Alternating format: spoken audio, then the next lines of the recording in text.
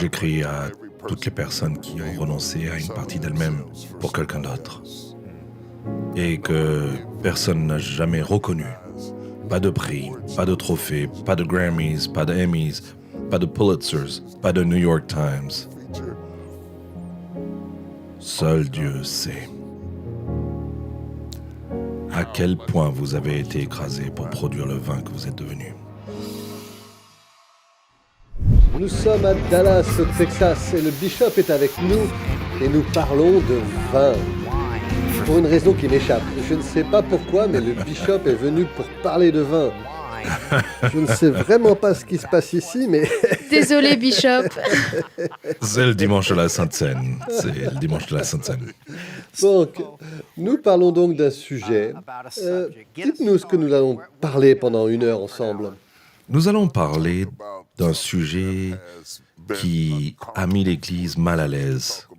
Nous parlons de la victoire, je suis la semence d'Abraham, le succès, l'abondance, la vie, la prospérité, la victoire sur ceci et cela et l'autre. Nous ne parlons pas de l'écrasement.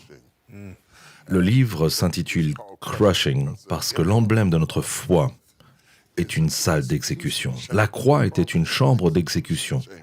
Il a fallu des années avant qu'elle ne devienne un lieu d'adoration. C'était un lieu de jugement répréhensible pour les félons et les criminels.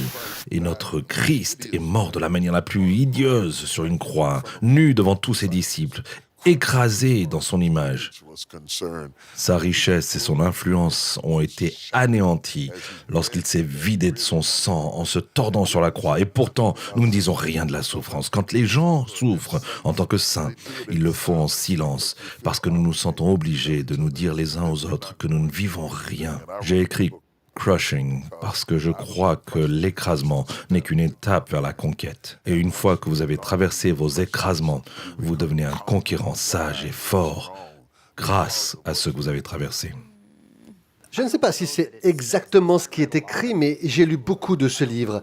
Et j'ai l'impression que le grand sujet dont nous parlons est de savoir pourquoi les mauvaises choses arrivent aux bonnes personnes. Et donc, c'est ce que vous êtes en train de défaire. Et c'est ce que nous sommes en train de décortiquer. C'est cette unique dichotomie de la victoire ou du vainqueur. Je veux dire victime ou victoire. Et nous sommes assis ici à dire que nous prions à partir d'une position de la victoire. La croix est accomplie. Mon père avait l'habitude de dire « Dieu a tout fait ce qu'il fallait faire contre le diable ».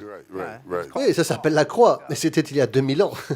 Et donc, nous avons cette position de victoire. Jésus a dit « J'ai tout pouvoir » et il vit en nous et tout cela. Et nous avons donc cette position de vainqueur. Et c'est alors que l'écrasement se produit. On ne sait pas, mais c'est pourquoi vous êtes ici pour commencer à expliquer l'éternelle question. Écoutez, c'est très drôle pour moi. À chaque fois que Larry King recevait une personne de foi sur son plateau, comme Rick Warren, T.D. Jakes, Joel Osteen, quelle que soit la personne, d'une manière ou d'une autre, il revenait toujours sur cette question et voulait une réponse. Pourquoi les mauvaises choses arrivent-elles aux bonnes personnes? Il n'a jamais été satisfait. Je crois que il n'a jamais eu cette réponse. Non, il n'a jamais obtenu la réponse qui lui convenait. Billy Graham, personne. Permettez-moi de vous dire quelque chose que vous ne savez pas sur moi. Une anecdote. Je suis né le 9 juin 1957. Je suis le plus jeune enfant vivant de ma mère. Elle a eu un enfant après moi qui est mort et un enfant avant moi qui est mort. Je suis né entre 2 enfants morts. Je suis le seul de ces 3 enfants qui a survécu. J'ai 2 frères et sœurs plus âgés. Et j'ai grandi dans une maison avec un père qui souffrait d'insuffisance rénale, qui est tombé malade quand j'avais 10 ans et qui est mort quand j'avais 16 ans. Ces circonstances atroces, tristes et difficiles ont beaucoup à voir avec ce que je suis en tant que personne. Elle ne m'aurait pas élevée comme elle l'a fait si elle n'avait pas été en deuil en m'élevant, si elle ne s'était pas accrochée à moi en m'élevant.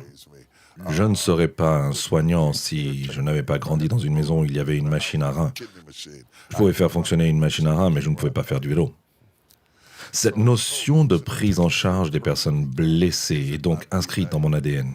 Oui, cela remonte à mon enfance, lorsque je grimpais sur un lit d'hôpital pour raser mon père lorsqu'il était malade, ou le nettoyer, ou l'habiller, ou quoi que ce soit d'autre. Ainsi, alors que je suis assis ici aujourd'hui avec le ministère auprès des personnes blessées, il est tout à fait approprié que j'écrive un livre intitulé Crushing, l'écrasement, parce que j'ai été écrasé. La vie est périodiquement écrasante. C'est nécessaire. Jésus-Christ a été écrasé. Les raisins sont écrasés pour devenir du vin.